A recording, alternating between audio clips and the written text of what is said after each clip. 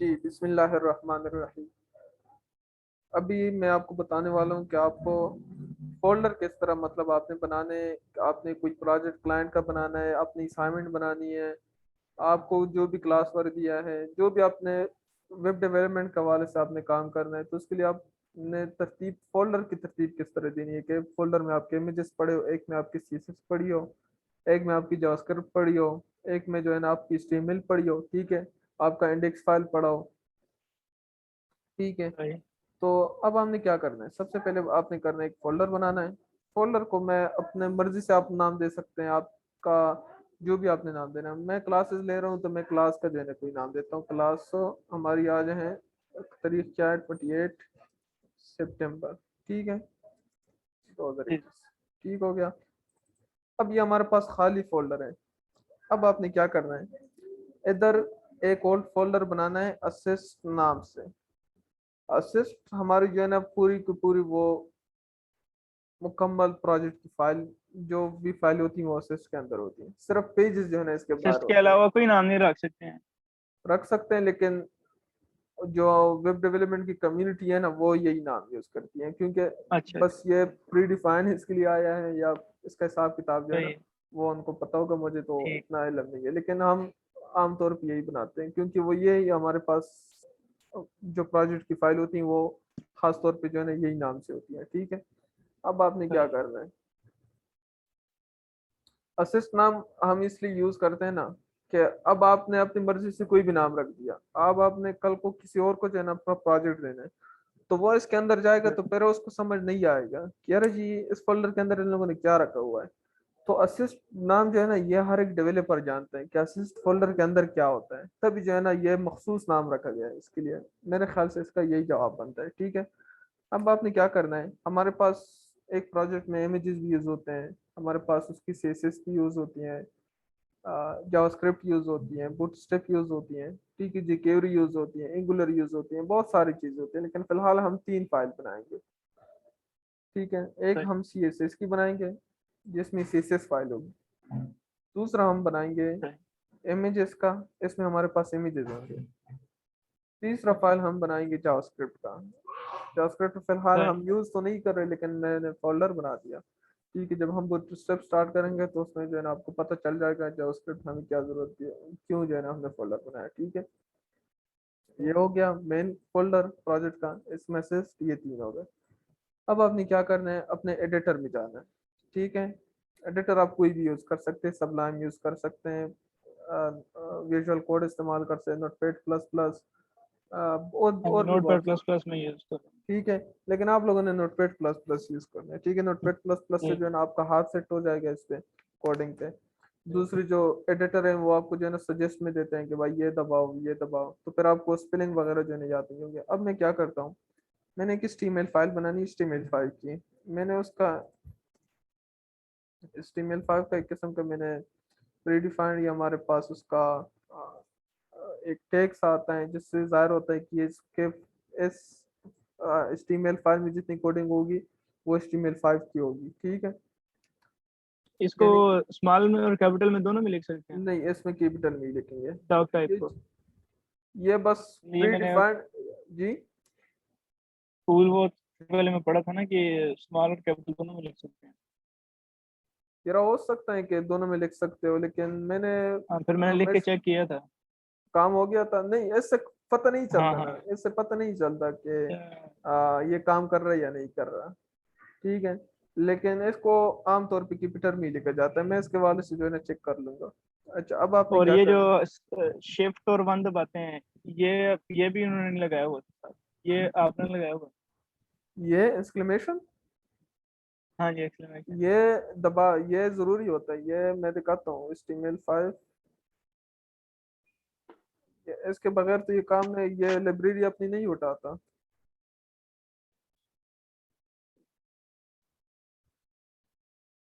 मैं अभी ये देख रहे पढ़ हो। रहा था ना तो उसमें।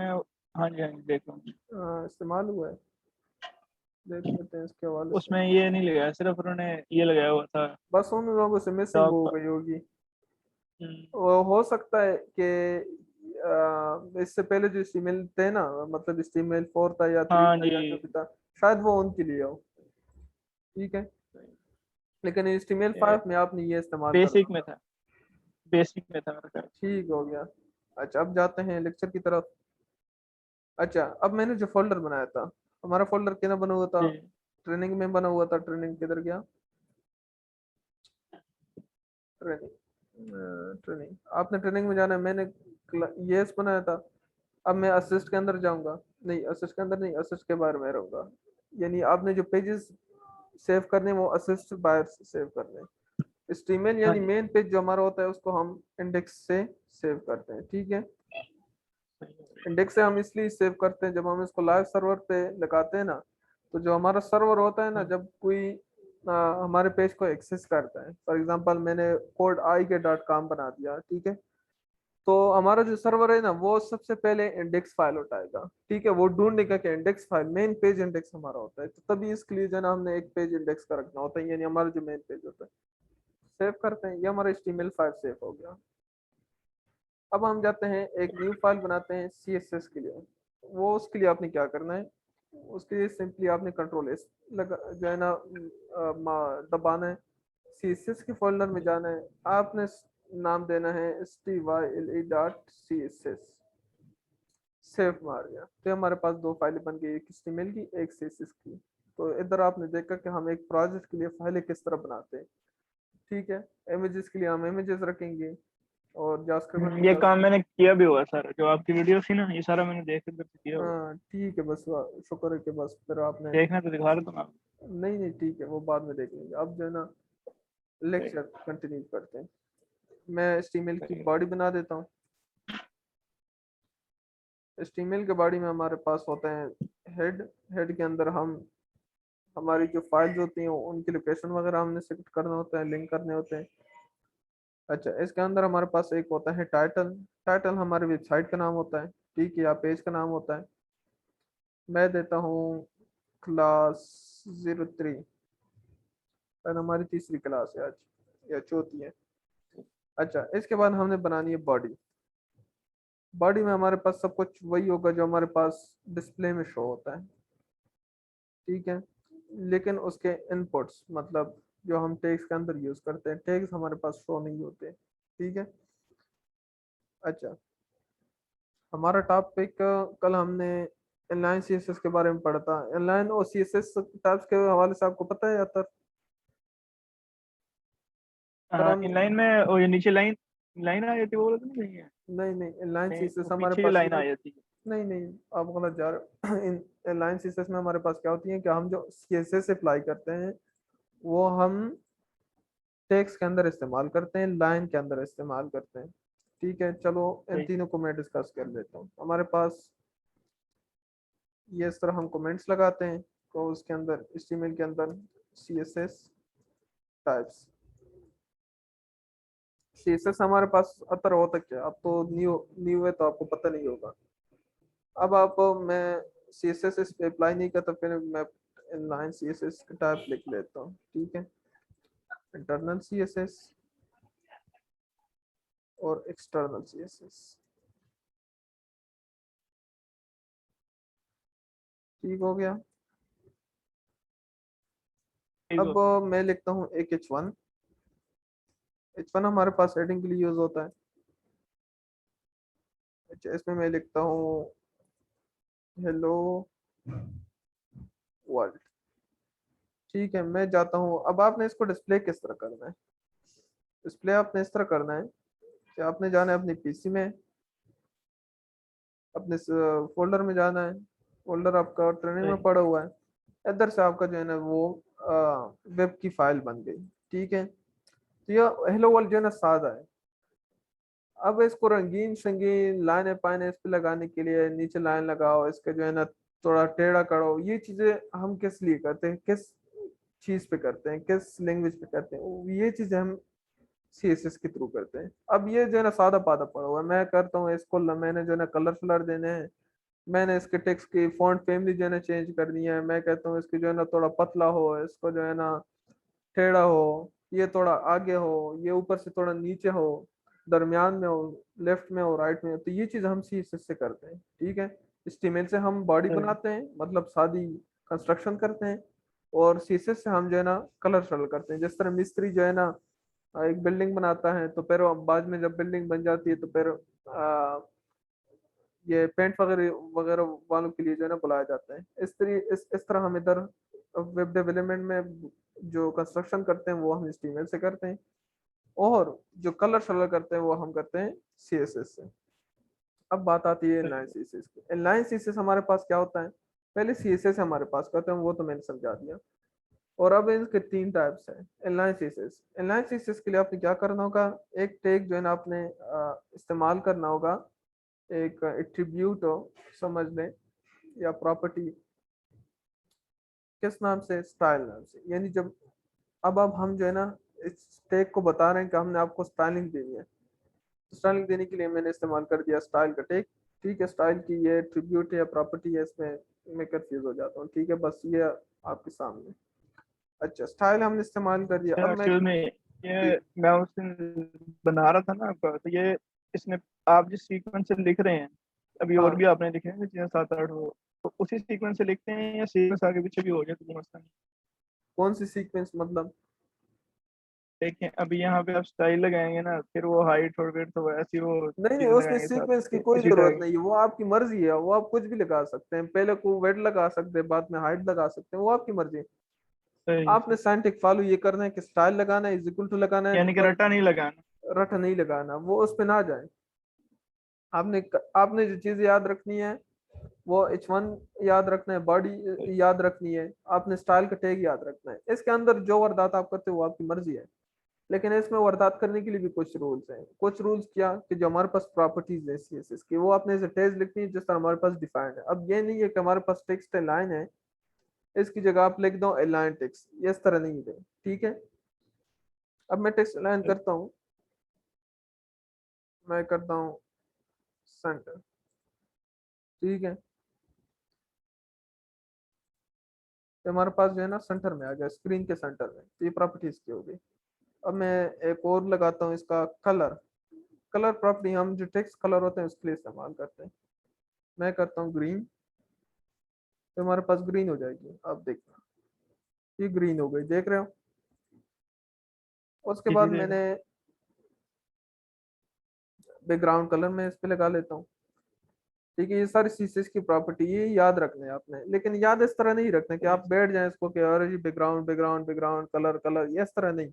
ये प्रैक्टिस से जो है ना खुद सही। ब खुद याद हो जाती है। ठीक है। अच्छा, ये किसी के आगे आप सेमी कॉलन लगा रहे हैं वो तो पूरी लाइन खत्म हाँ, हो रही है, और ये किसी के आगे दो हम डॉट लगा डिक्लेयर, रहे हैं, ये कैसे? अच्छा, ये इसके साइंटिक्स है। साइंटिक किस तरह की, हमने एक प्रॉपर्टी लगानी है, तो उसके बाद हमने सेमीकोलन लगाना होता है कि टेक्स्ट अलाइन, फिर हम जो है ना अपनी जबान में उसको कहते हैं कि सेंटर कर दो।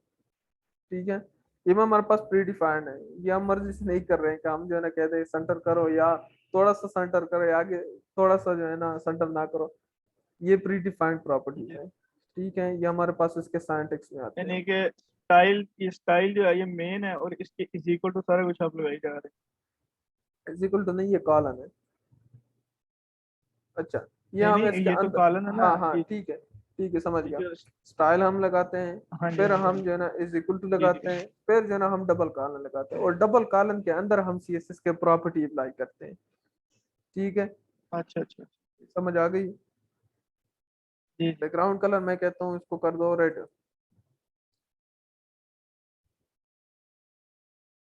तो ये हमारे पास इसकी रेड हो गई। तो ये बात हो गई हमारे पास इनलाइन CSS की। हम इनलाइन CSS लाइन के यानी टैग्स के अंदर यूज करते हैं, बस ये आपने याद रखना है। कोई आपसे पूछे इनलाइन सीएसएस कहाँ यूज होती है, तो आपने कहा कि बॉडी के अंदर जो हमारे पास टैग्स होते हैं उसके अंदर हम इनलाइन सीएसएस यूज करते हैं।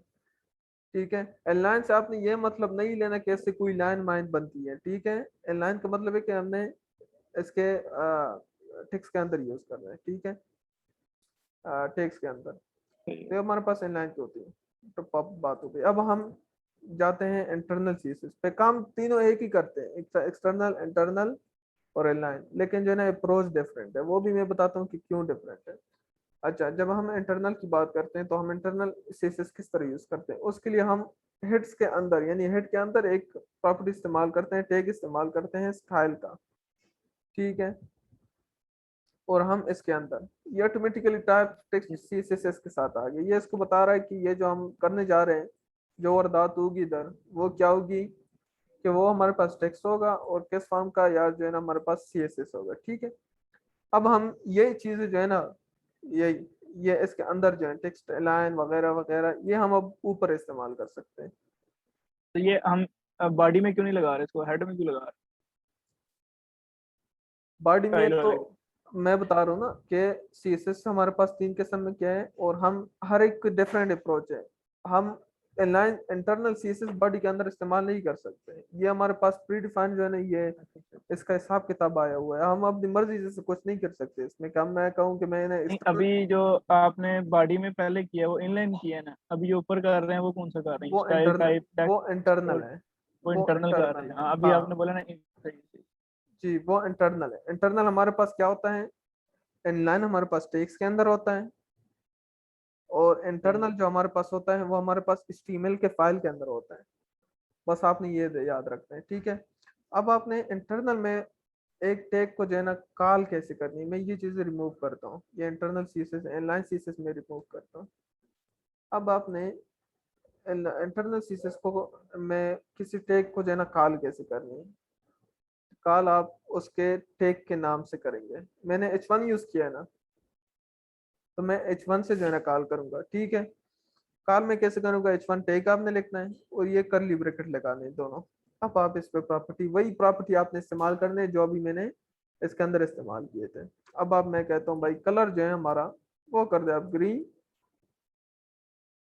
अब आप देखें, देखो कलर जो है हमारे पास ग्रीन है। वो बाकी चीजें क्यों रिमूव हो गई, क्योंकि मैंने इंटरनल CSS इनलाइन CSS मैंने रिमूव कर दी, ठीक है। अब मैं कहता हूँ इसका बैकग्राउंड कलर कर दो ब्लैक।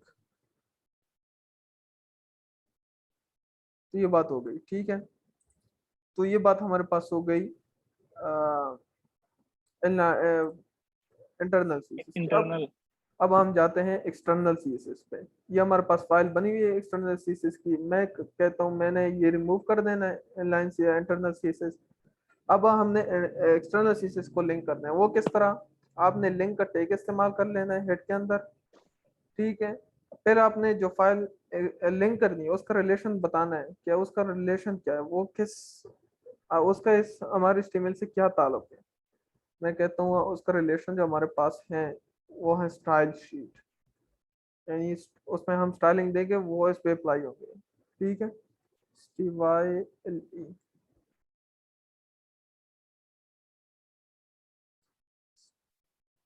ये हो गई स्टाइल शीट। फिर मैंने बताना है कि किस किस्म की फाइल है। मैं कहता हूँ कि टेक्स्ट CSS। उसके बाद मैंने एक और चीज इसको बतानी है कि कहाँ से आपने वो फाइल इसके साथ लिंक करनी है। फिर मैंने उसका लोकेशन, यानी हाइपर लिंक मैंने किसके साथ करना है। मैंने किस तरह, हमारे पास CSS की फाइल किधर पड़ी हुई है, असेस के अंदर, CSS के अंदर पड़ी हुई है ना, इसके अंदर पड़ी, हाँ जी। ठीक है। फिर मैं इसको लोकेशन देता हूँ कि आप जाओ असेस में, उसमें आपको CSS नाम का एक फाइल मिलेगा, उधर एक फाइल पड़ी होगी स्टाइल डॉट CSS, वो आपने इधर इसके साथ लिंक कर देना है, ठीक है। अच्छा, अब हम एक्सटर्नल CSS में कॉल किस तरह करते हैं। हमने लाइन की बात की, इंटरनल की बात की, अब हम एक्सटर्नल की बात करते हैं। एक्सटर्नल और इंटरनल में बस यही फर्क है कि इंटरनल में हम इधर स्टाइल टैग इस्तेमाल करते थे, इधर हमने कोई टैग जो है ना इस्तेमाल नहीं करना, ठीक है। स्टाइल का वो हमने सब कुछ इधर लिंक में बता दिया। पहले हम इधर स्टाइल के टैग से बताते थे ना कि हमें इधर उधर जो है ना कलर शलर करना है। अब जो है ना हमने रिलेशन में जो है ना बता दिया कि हम स्टाइलिंग शीट जो है ना वो कर रहे हैं, ठीक है। अब मैंने क्या करना है, मैं कहता हूँ जो हमारी बॉडी है उसका बैकग्राउंड कलर कर दो ब्लैक, ठीक है। तो सब कुछ ब्लैक हो गया। और मैं कहता हूँ कि जो इसके अंदर टेक्स्ट होगा, चलो मैं वो इधर रिप्लाई नहीं करता, मैं H1, मैं करता हूँ H1 को कॉल, कि जो हमारे पास H1 में जो अंदर टेक्स्ट लिखा हुआ है उसको आप क्या करें, उसका कलर आप कर दो व्हाइट, ठीक हो गया। ये व्हाइट हो गया। अब मैं देना समराइज करता हूँ तीनों CSS को। एक हमारे पास CSS होता है इनलाइन, इंटरनल और एक्सटर्नल, 3 टाइप्स होते हैं। इनलाइन हम टेक्स्ट के अंदर यूज करते हैं, HTML के फाइल के अंदर और बॉडी के टैग्स के अंदर हम यूज करते हैं इनलाइन सीएसएस। बात हो गई इनलाइन की। अब हम बात करते हैं इंटरनल की। इंटरनल जो है ना हम हेड के अंदर जो है ना यूज करते हैं। ठीक हो गया, मैंने बता दिया कि किस तरह यूज करना है, स्टाइल टैग इस्तेमाल करना है, उसके अंदर आपने टैग्स को कॉल करनी है या क्लासेस को। क्लासेस हम बाद में पढ़ेंगे फिर, ठीक है, पता लग जाएगा कि क्लासेस क्या होती है। और उसके बाद मैंने बता दिया कि एक्सटर्नल सीएसएस हमने किस तरह लिंक करना है। ठीक है, अब हमने इन तीनों की जरूरत क्या पड़ी, तीन काम एक ही कर रहे हैं। लाइन में हम लंबी चूड़ियां कहानी नहीं कर सकते। वो किस तरह कि अब जो है ना मैं इधर एक हेलो वर्ल्ड पे जो है ना 100 प्रॉपर्टी में अप्लाई करता हूँ। जब मैं 100 प्रॉपर्टी अप्लाई करूंगा तो हमारा जो है ना कोड जो है ना सफल हो जाएगा, कुछ पता नहीं लगेगा कि जो है ना हो क्या रहा है। ठीक है, फिर हमने सोचा, डेवलपर ने सोचा कि अरे जी क्यों ना के सीएसएस को जो है ना टैग से अलग किया जाए। उन लोगों ने निकाल दिया इनलाइन इंटरनल सीएसएस, वो जो है ना हेड के अंदर करते थे। फिर हम लंबी जो है ना वेबसाइट भी बनाते थे। फिर क्या होता था कि HTML से ज्यादा कोड जो है ना सीएसएस का हो जाता था। फिर लोग जो है ना क्या करते थे, फॉर एग्जांपल अंदर 1,000 लाइन के बाद कोई एक क्लास है उसको जो है ना सीएसएस करनी है, फिर वो क्लास का नाम कॉपी करते थे, फिर ऊपर लंबी चौड़ी कहानी इधर जो है ना आते थे। तो उससे जान छुड़ाने के लिए उसने कहा कि अरे जी अब जो है ना HTML का भी कोड पड़ा होता है, CSS का भी पड़ा होता है, तो फाइल बड़ा लंबा हो जाता है। हम क्यों ना कि दो अलग अलग फाइल बना, HTML का अलग, CSS का अलग। फिर उन लोगों ने बना दिया CSS का अलग फाइल। उससे क्या होता है कि इसका अपनी हिसाब है, इसका अपना हिसाब है, बस फर्क ये है कि हमने CSS को लिंक करना है HTML के साथ, वो हमने लिंक कर दिया। अब हम इधर जो है ना जो भी करें कर सकते हैं, अपनी मैदान है, अपनी मर्जी है, जितनी लंबी जाए जा सकते हैं। ठीक है, तो ये हमारे पास CSS के टाइप्स हो गए।